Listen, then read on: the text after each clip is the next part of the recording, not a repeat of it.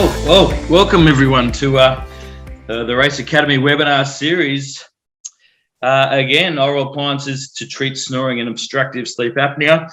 This topic is very close to my heart, as you may have seen. Should I have applied some of our learnings today to what we're doing, I'd be far better off with my lack of sleepiness during the day, and I would be far more astute and awake for times such as these. Anyway, welcome everyone again. I can see today we have an enormous following of well over 100, 120 nearly people who signed up today, and I guess that not only shows the degree of excitement around this topic of snoring and sleep apnea, but also no doubt drawn by Associate Professor Michael Stubbs, who we'll talk about in a moment, who'll be joining us today. But yeah, just whilst we're waiting for the last few people to sign on, I'd like to welcome people from Australia, New Zealand, United Kingdom, United States, Malaysia and Taiwan. So welcome one and welcome all. I love that we come together as a globe in these topics, and I really enjoy what we can do in helping the world in grow and learn, and it's all done digitally now. So I really enjoy that we can learn anytime, anywhere. And again, after these topics will be filmed and on our website that can be rewatched at any time. So I'd like to introduce our guest speaker today, Associate Professor Michael Stubbs. Michael Stubbs trained firstly as a dentist and then chose to specialise in a diagnosis and treatment of patients with facial and jaw pain that wasn't derivative from the teeth themselves. Associate Professor Michael Stubbs also diagnoses and manages any disorder or disease involving the mouth or jaws, and specialises in sleep apnea and snoring disorders with the use of custom-made medical devices. It's a very close topic. I'm a sleep apnea sufferer, as to most of my family. I've used a number of the devices, the oral or the mandibular advancement devices. So I'm particularly interested today to learn more. I'm particularly interested today to find out as much as I can from the guru himself. So with no further ado, over to you, Associate Professor Michael Stubbs. Thank you, Matt. That was very kind. The guru. Wow. Well, let me just do a share screen, because I think, like a lot of people, even those colleagues watching this presentation, interesting to see how many of them have snoring or perhaps sleep apnea. I do as well, or I did, and I wear a dental device like you do, and I don't have the problem anymore. So I'll just pull this up. I thought what might be rather nice is just to present just a bit of a format, a structure, if you like, because like all dentists, we know how to do scans, digital scanning. Some of us do still impressions, etc. But the point is, we're experts at working in the mouth.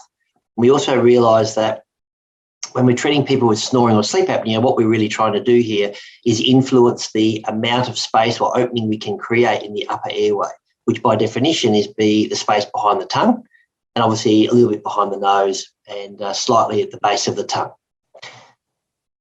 And, you know, there's been a lot of interesting articles, certainly in more recent times. This rather dramatic article was published in The Age about 16 years ago called The Fatal Snore. And little did they know that when they published that article as an attractive headline, there is a lot of truth in this. We know that 90% of snorers don't have sleep apnea. Only 10% of the snorers do. But what's interesting is the association of a patient who has untreated sleep apnea. Either A, may not even be aware that they have the condition, and B, it's incredible the number of patients that come, and even if they've had a sleep study, which I'd like to talk a little bit about too to explain what that is, and they have sleep apnea, they're more focused on the snoring. And snoring, I suppose you could call it noise pollution, because really what you're doing is you are disturbing your partner's sleep, sometimes the whole household. And all of us, I'm sure, have a relative that we can think of in the past, perhaps even currently, that could literally raise the roof with their snoring level. You know, in Australia, we know that it's estimated about 40% of men snore. But let me tell you, 20% of women do too. So it's not just a male disorder. And as you can see in these photographs, the husband's all very lovely sound asleep and the poor wife struggling. And that's why we always say we treat two people, not one. We also know that it's not unusual sometimes for people to end up sleeping in different rooms, different ends of the house. I had a patient who was an architect, and he designed their new home, and he was down one end and she was down the other, his wife, because of the snoring. Incredible. So as dentists, we have a great opportunity to help people with this problem, but even more importantly, we're all health professionals and we recognise the value in how we can help somebody transform their life, both from a health point of view, but also from a tiredness point of view. And you can see here in this particular study published in 2005, sleep apnea was estimated in the US to involve 16% of men and about 5% of women. But we also realise now that those numbers are certainly changing. And certainly in 2013, 25% of men were estimated to have sleep apnea and 10% of women. I'd go as far as to probably say it's higher even now than what it was when that was published. So this is not a condition that's being created. It's actually a condition that's been around for a long time. It's just that now it's being recognised. And as dentists, we have a unique opportunity to form partnerships with sleep physicians and actually learn how to help our patients, particularly those who have either snoring or sleep apnea. In an Australian context, it's thought about 5% of the population have obstructive sleep apnea. And you might ask me, what is obstructive sleep apnea? Well, that means that if you actually, during the course of the night sleeping and you stop breathing for more than 10 seconds, we deem that as an apnea event. And so that means your oxygen levels normally between, say, 96%, 92% can drop. And more importantly, you then recover from the obstruction. And then as a result of that, you go from deeper sleep to lighter sleep. And as a result, you don't physically open your eyes and say, oh, I just had an apnea attack, but it's a cumulative. And over a period of time, you may end up stop breathing 6 times an hour, 10 times an hour, 50 times an hour. And each time you have those apnea events, it obviously means you're getting disturbance in the quality of your sleep. I think what's interesting in the Australian context that only 10 to 20% of people in Australia are actually diagnosed, which from an Australian point of view means there's about 80 to 90% of people out there in that 5% cohort that have sleep apnea don't realise it, or they don't realise there's other treatments available other than a CPAP, which I'd like to explain in a moment. We also realise, of course, that, fat people are not the only ones that have sleep apnea. Many of us, me included, who are very thin, have the condition as well. And I think it's important to say that looking at our body weight is one aspect, but also considering other conditions, like some people are on medications that make them very drowsy at night, and that can compound apnea if you already have the condition. Alcohol consumption. How many people here watching this know that if you're snoring and you actually have a few drinks, certainly before you go to bed, that volume of snoring really increases in the crescendo?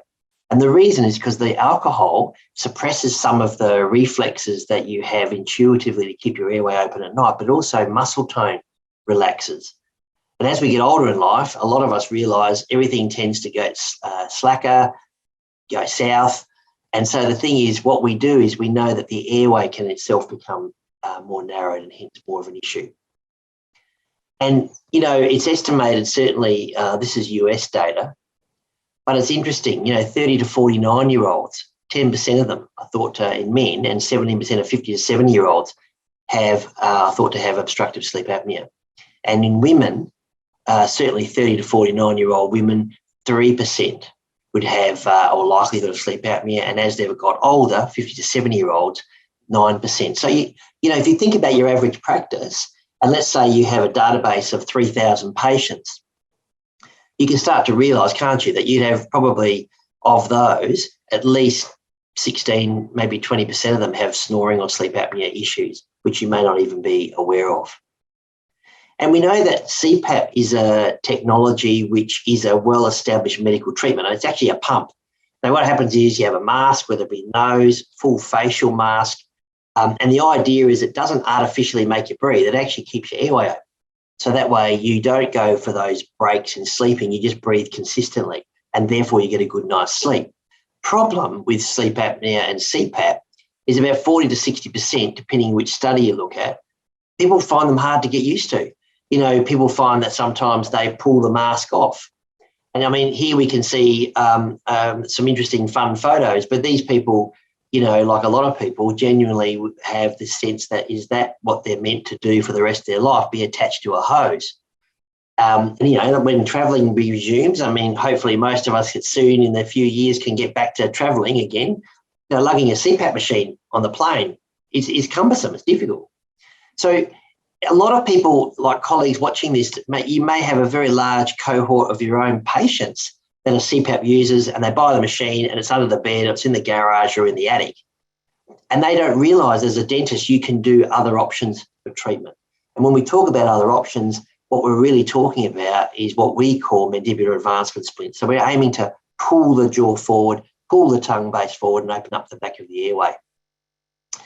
And you can see in this simple photograph here where the gentleman's got the normal occlusion, centric occlusion, no device in, and then with the device in, where the mandible's been protruded, we can see the positioning of the chin. Obviously, the tongue base where the scribe is has also come forward. Therefore, the airway has opened up more. Usefulness is sometimes some patients aren't interested in treatment with devices and they're looking at surgery. And I'd never underestimate the value of orthodontic surgery where they can have the mandible and or the maxilla advanced. But for a lot of people, that doesn't suit them. It might be because medically they may be not fit enough to have the procedure. They may not be able to afford the procedure. And also not everyone likes surgery. So again, coming back to what we do best, conservative treatment, making a dental device is a really good option, especially for patients who either don't need CPAP or have it and don't like wearing them. And we also understand that you can see in this cone beam here, this is a patient with centric occlusion. You can see the normal dimensions of the airway as defined. When the device is placed in the mouth, here we got increasing width of the airway. So we know that from an evidence-based approach, they work. What you might not realise is that when we talk about dental devices and that advance the mandible, we don't just pull the tongue forward, we do seem to have an impact also on the soft palate. And so this is called the nasopharyngeal region, and this actually can also be slightly enlarged as well. So sometimes you might have a patient who wears a device and says, you're not going to believe this, whenever I go to sleep at night and go to lie on my back, I can't breathe through my nose. I now wear the device and now I can. And that's not unusual. And, you might be thinking to yourself, well, how would I know the patient's got sleep apnea? Well, I'll tell you what, a couple of things. We're experts at the upper airway. And so if you have a look at this is called the Friedman tongue position. Very simple. And I just want to quickly explain it to you because these are useful things that you can consider in the back of your mind. First of all, this is a patient who's got their tongue in their mouth, all four, and have a look at the soft palate. You can clearly identify the uvula. It's called Friedman tongue position type 1. Type 2 is where you see the arches, but no uvula tip. Type 3, just the tips of the arches, and that's about it. And as you can see, type 4, no arches, no uvula. Significance is that the probability of this type of group based on one anatomical feature, long soft palate, increases the probability that they may well have snoring issues, but certainly possibly sleep apnea as well. And that's just visually looking in the mouth. Then you take a look at the neck circumference. Have a look at your patients. Have they got a small chin? Are they retrognathic? Again, retrognathia, mandible being small and therefore not very far forward. Tongue sits in the mandible closer to the back of the throat. Intuitively, a narrow airway. Very easy stuff as the patient's walking in. You check it out, the fact they've got a steep mandibular plane. They open their mouth as you start to examine them. You notice that they don't really show much of a uvula, or they may have a very large tongue. How would you know that? Because if you have a look at the tongue, if the tongue overlaps over the occlusal surfaces of the molar, then you know that the tongue is quite large for the space it's got.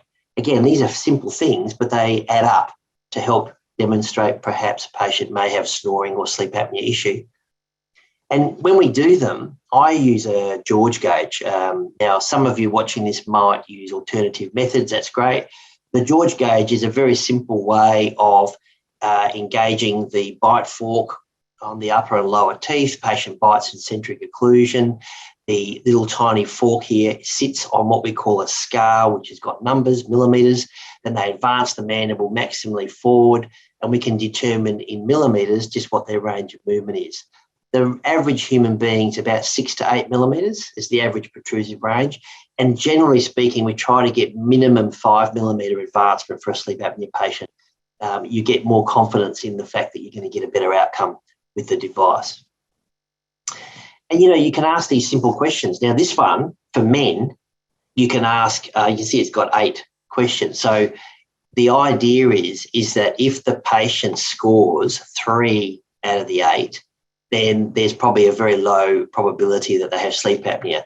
But if they score 5 to 8 to the answer yes, then there's a very high likelihood of sleep apnea. And in Australia, Medicare, which covers or contributes to the costings of a patient getting a sleep study done, they base the criteria for approval based on this particular questionnaire. So, you might say, stop bang, it's easy to remember, snoring. Now, most people will tell you that they don't snore, their wife just complains about it or their husband complains about it, and that's not an unusual comment. Do they feel tired? Most of us would say, look, we don't get out of bed zinging in the morning, or most of us don't. But, if you feel weary when you get up, or you say, oh, God, I could go back to bed, I could stay in bed longer, or usually about 3 o'clock in the afternoon is a good one, when people start to feel tired, it's a suggestion that they may have sleep apnea. Has anyone ever observed that they stop breathing? So their partner might say they're waiting for them to take the next breath. Or sometimes some patients say they wake up sometimes choking. And waking up choking is actually coming out of an obstruction, an apnea event. They might be treated for high blood pressure. If you get a patient, let's say, who is on 2 or 3 blood pressure tablets for managing their blood pressure, as strange and as basic as this might sound, consider sleep apnea as a possibility as well, because often patients, there is a strong association with elevated blood pressure and sleep apnea. BMI is one of those things that we look at in the sense of how tall is the patient, how heavy are they? Now, sometimes you can look at someone and say, I bet they're a bit overweight. But remember too, folks, thin people can have skinny airways. They can have issues as well where they stop breathing and possibly snore. Over 50, not unique. I mean, you can have people in their teenage years that snore, and certainly you can have people in their teenage years that have sleep apnea. But over 50, the demonstrated evidence is you're more likely to have that condition than, say, a 20-year-old. Neck circumference, you don't have to get a tape measure out and measure their diameter. What you do is you can say to the male, for example, what's your collar size? So if it's 41 centimetres or greater, that would indicate a risk factor for neck circumference, which is, again, indication. Men, we store weight, particularly above our waistline, more in the neck, interestingly enough. Women, they do too, but also in the hips, as a lot of women will tell you. And the point is, it means you've got a narrower airway. And, of course, you get 1 mark out of 8 automatically because you're a male. So you can use this simple scoring system. Very easy. It takes 3 minutes. And so if you've got a patient who's got a Friedman tongue position type 4, you've got a patient who might say, yeah, I snore, and then they do the stop bang questionnaire and they've got a score of 4 to 5, you're looking at someone who could validate to their GP and get a sleep study done. Epworth Sleepiness Scale or score is something that you can put on your medical history forms. Patients sit in the waiting room, they're reading a magazine or they're waiting for you to get them in. Simply answering the questions. If you're reading or sitting down, do you fall asleep? What's the likelihood of this? None or very high. Watching television at night, always struggling to keep awake. Sitting inactive in a public place, so like on a bench seat. Being a passenger in a car, struggling to keep awake. Lying down to rest in the afternoon, like siesta, if you're lucky enough to get one of those. And it's sometimes an extreme example, sitting and chatting to someone, drifting off to sleep, after lunch, struggling to keep awake, or a driver in a car where you fall asleep at the traffic lights. And, that one is actually obviously a very serious one, and it does happen. And again, just using a simple scoring mechanism. And so the patient can actually fill this in because, again, remember, they may not be aware that you actually know anything about sleep apnea. They might say, what does the dentist know about that? And at the end of the day, we know a lot because we actually specialise in the upper airway. And so, again, you can use a very simple scoring mechanism to make a judgment call about, do you or don't you have an issue with tiredness? Is it or isn't it related to sleep apnea?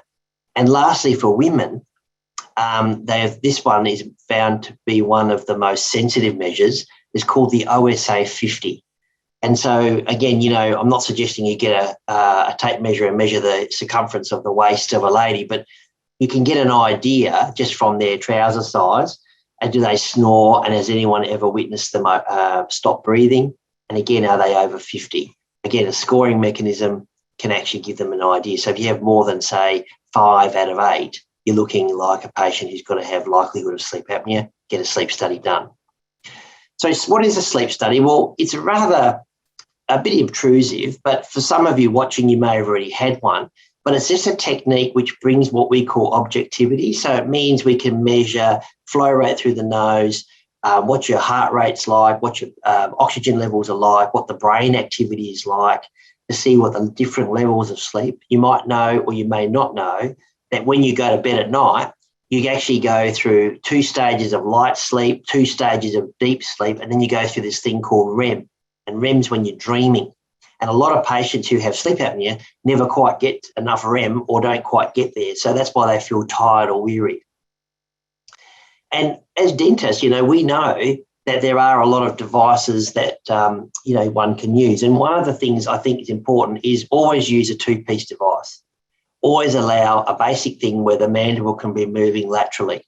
Because if you have a device that fixes the lower mandible in a position, the likelihood of the patient getting temporomandibular disorder, jaw, joint or muscle pain is much higher. And secondly, another basic principle is what device you like to use, it needs to be adjustable. So you're never going to set your patient at 100% forward. You're going to set them usually about 50% for most people.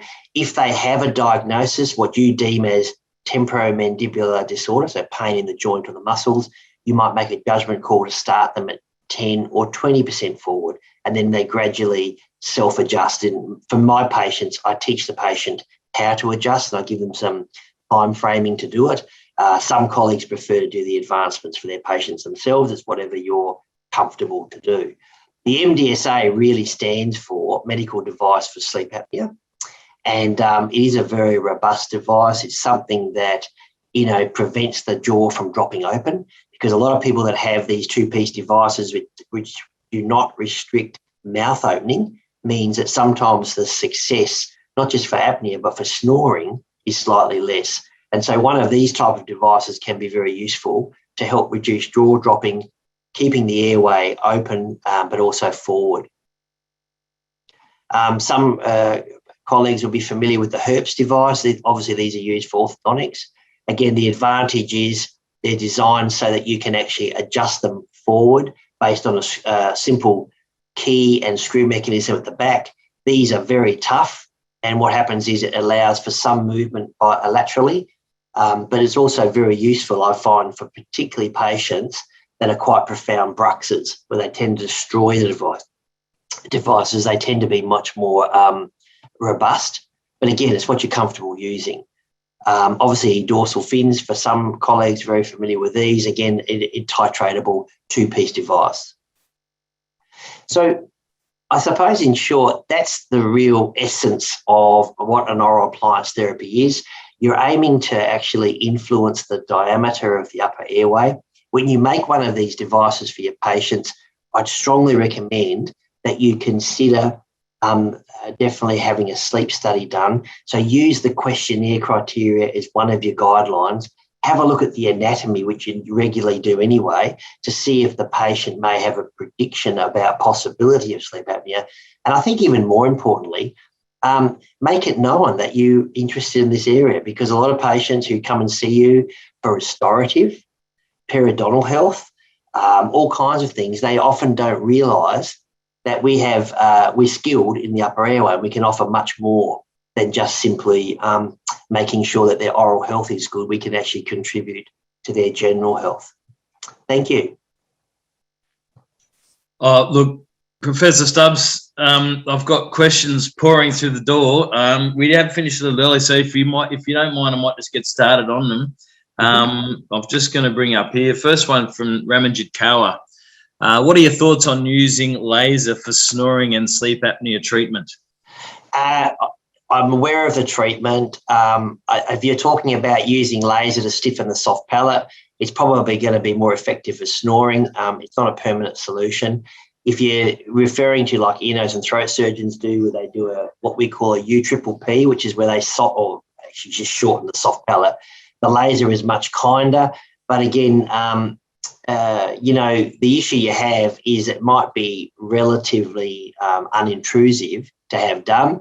But what happens is basically as a patient gets older, patient puts on weight, patient, lifestyle factors, etc., I would be interested to see what the long-term outcome and success of those are. Okay, appreciate that.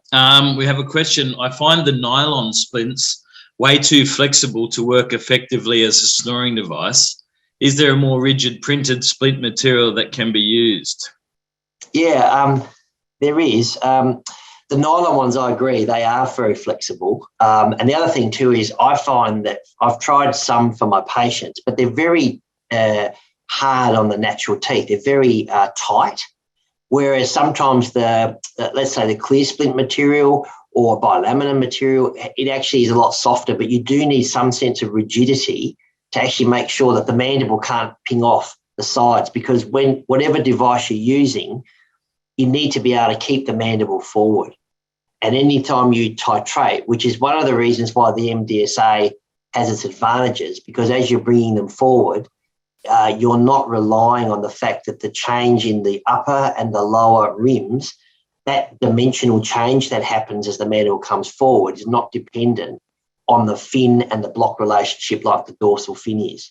And so I think the nylon ones, again, if you're happy to use them, that's great. They're a good device, but I don't use them for that reason. All right. Can you give us some more points to help convince the patient that sleep deprivation is damaging to their health, as I believe it can cause brain damage? Yeah, I mean, I'll give you an example. You can just say to your patient, did you know if you smoke, you're twice as likely to have a stroke than if you don't smoke? But if you've got sleep apnea, you're 4 times more likely to have a stroke. You're 4 times more likely to have a heart attack. You're more likely, the association with diabetes type 2. Now, diabetes type 2, as you know, is often glucose intolerance, but it's also insulin intolerance, but it's actually obviously to do with a lot with dietary intake and body weight. And the interesting thing is if you have a patient who is overweight, type 2 diabetic, it's almost a given that they're going to have obstructive sleep apnea. The fact that patients often feel like that they have reflux. I mean, some people get silent reflux because of sleep apnea, because when you have the apnea events and you stop breathing, the pressure in your lung space increases to try to breathe. It pushes on the stomach and it drives up the contents. So it is actually something that is a significant case, a significant health issue. I think the other thing to tell you too, in 2013, there was a great article published in the Journal of Respiratory Medicine, American Journal of Respiratory Medicine by Adnam and others. And what they did was they looked at severe apnea. Now, when we talk about severe, mild and moderate, what does that really mean? Well, you might be interested to know that if you stop breathing less than 5 times an hour, that's actually normal. You'd think it should be 0, wouldn't you? But normal is less than 5. But 6 to 15 events is mild. 15 or 16 to 30 is moderate severity, and over 30 is severe. And the American protocols are that if you certainly severe or greater than 25 events, they usually go for the pump as your first line therapy. And this particular study in 2013 looked at a very large number of patients. In fact, they had 177 severe apnea, so they're all over 30 events an hour that use CPAP. They had 72 patients that just had the dental device because they couldn't tolerate the CPAP. And they had 212 severe apnea patients, no treatment because they didn't want treatment, or they may have had no teeth, so they couldn't have a dental device. And they had, I think it was about 240 patients without apnea, and they followed them up over 7 years. And what they found was the likelihood of dying related to a heart attack or a stroke, the group with severe apnea, no treatment, were the highest. The group with no apnea at all were the lowest. But the CPAP users and the dental device users, there was actually no difference in statistically anyway, of any difference in likelihood of dying from a stroke or heart disease. So what it really means is that even though when you make a dental device, sure, it's not as, in some cases, it's not as effective as a CPAP, but it's still a very effective treatment. And so they're the kind of conversations that you would have with your patient. But you can tell from your medical history too. I mean, if you see a patient that's ticked hypertension, cardiac arrhythmia, I mean, if they've got, for example, atrial fibrillation, did you know that 60% of patients who have atrial fibrillation, that's where the atria, given irregular heartbeat, is correlated with sleep apnea? Congestive cardiac failure, 50%. So a patient ticks these little boxes in your medical history, and you can say to yourself, that's interesting. Did you know that you're a diabetic? Yes, they'll say, of course, I tick the box. Did you know that, do you ever get any complaints on snoring? You can start the conversation. Yeah, right. Look, some really good points there, Professor Stubbs, and things that, Brett Taylor was talking about last week, managing your patient expectations, what to say and how to introduce treatment plans and care, and some really powerful tools there. I have a question here. Are there any changes to the protrusive manufacturing amounts for class 3 patients? No. They're both the same, all right? All the same, yeah. And if your patient registers high on a stop bang, should you recommend a sleep study before a mandibular advancement device? Definitely. Okay. Because at the end of the day, there's a couple of really important things here. I think firstly, from an ethical perspective, but also a legal perspective, if you take on the management of a patient, let's say they just said, no, I don't care about the apnea, I'm just sick of it, I need the snoring sorted, otherwise I'm going to get a divorce, right? And some people say that. Then the thing is, that's one thing. But the problem you have is you may be under-treating them. And if they end up having, let's say, a transport accident because they fell asleep on the wheel, and it comes back to the fact they had under-treatment of sleep apnea, you're in the firing line. So it's always good to make sure you get the data right, get the objective evidence. We're evidence-based people. So if you can, get a sleep study done. It does give a sense of framework that what you're treating. The sleep physicians, certainly in Australia and New Zealand, and I imagine in the US and the UK will be the same, they dictate the recommended treatments. My point to you is if you have a patient that the sleep physician has said, you need CPAP, the pump, and the patient says, I'm not having that, I don't want that, I can't wear it, very reasonable to make them a dental device. You don't need to do another sleep study. They've already been diagnosed. And can a general dentist get them made for their patients, or do you need a special training for this? Look, I would advocate special training, but that special training, is something that is available online, but also, there are courses that you can do. I mean, as dentists, we're experts in the upper airway. All we need to do is impart the knowledge to you of how to treat your patients and go through with you things like, what do you do if the patient has a bite change, occlusal change? What do you do and how do you manage the patient with TMD symptoms? How do you manage the patient if the patient keeps breaking their device, or they actually say to you, I can't tolerate the device anymore, it's too bulky. So they're things that you learn through the process of guidance. And there is no reason why any dentist can't treat a patient with this condition. It's just knowing how to do it, and also, I think, when to do it. Yeah, okay. Look, we do have a number of more questions. We're running a little low on time. I'll finish with this one, Michael. Is bruxism related to sleep apnea? In other words, does sleep apnea lead to bruxism? Yeah. And some people. Now, bruxism, of course, doesn't occur just in sleep apnea patients. I mean, we know bruxism can occur, for example, some medications, particularly the antidepressants, SSRIs, they're known as, or SNRIs. But we also understand that people, as part of their normal sleep cycle, can also have episodes of bruxism. Most of it occurs in the light stage of sleep. But what is interesting, if you have a look at the anatomy we went through, you have a look at the questionnaires and the particular their medical history, and even if you did a simple stop bang and the patient's talking about, oh, look, my teeth are sore when I wake up in the morning, it's a good conversation to have, because in patients, the treatment of the bruxism may also be helping to treat the sleep apnea. If you have a patient, let's say, who's got sleep apnea doesn't know it, it's got TMD, and you think, look, I'll make them an occlusal splint like those nice ones that Race Dental make, then the thing is, if you do that, you're actually giving or compromising space in the mouth because of the splint with the tongue, and you're actually making their apnea worse. I don't believe in this dogma where every person you suspect has bruxism, you've got to get a sleep study, but you can use some of those simple little tools we just shared with you to actually screen people in and out whether they should have a study or not. And more importantly, if you do get someone who's got quite profound bruxism and you want to go all the way, it's very reasonable to talk about sleep apnea as a possibility. But remember, not every patient who bruxes has sleep apnea. Yeah, look, I really appreciate your comprehensive approach, Michael. I'm going to have to leave it there. We do have a number of other questions. That question came in from Proactive Bali. Andreas Tomeo says hello. We've got people who are obviously very popular amongst the midst here, mate. But look, if anyone needs more information, feel free to contact me, Matt, at racedental.com.au. Alternatively, call our customer support team at Race.